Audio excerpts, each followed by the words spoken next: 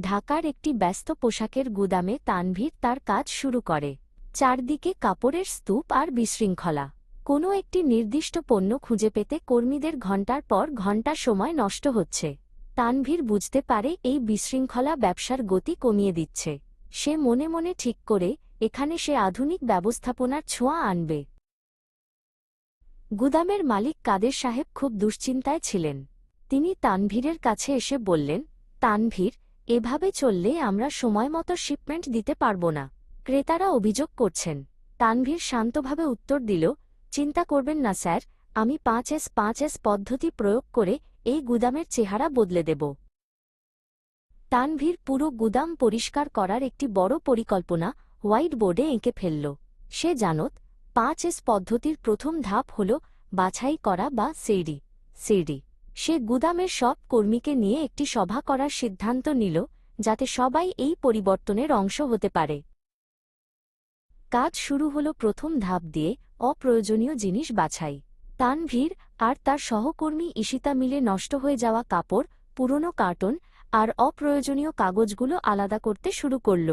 ঈশিতা একটি বড় বাক্সে বাতিল জিনিসগুলো ভরছে আর তানভীর সেগুলো পর্যবেক্ষণ করছে। দ্বিতীয় ধাপ হল সুবিন্যাস বা সেইটন।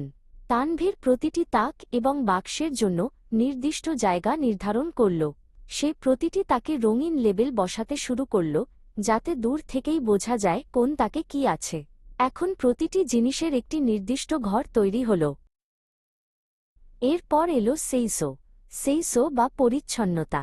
ঈশিতা পুরো গুদামের ধুলোবালি ঝেড়ে সব ঝকঝকে করে তুলল।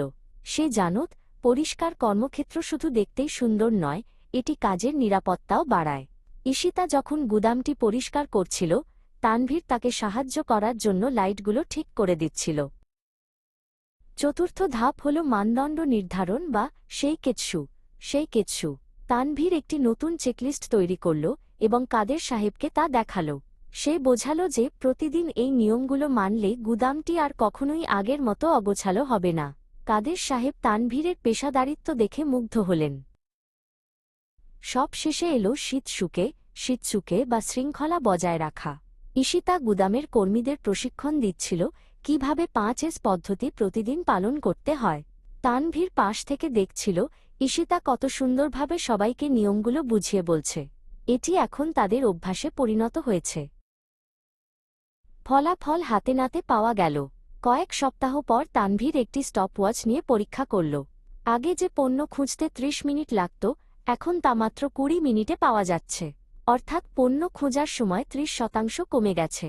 তানভীর এই সাফল্যের তথ্য কাদের সাহেবকে দেখাল। এখন এই গুদামটি ঢাকার অন্যতম দক্ষ একটি পোশাকের গুদাম। কাদের সাহেব কৃতজ্ঞতা প্রকাশ করে তানভীরের হাত মেলালেন। তানভীর প্রমাণ করল যে সঠিক ব্যবস্থাপনা এবং 5S পদ্ধতির মাধ্যমে যে কোনো বিশৃঙ্খল পরিবেশকে একটি সফল এবং দক্ষ কর্মক্ষেত্রে রূপান্তর করা সম্ভব।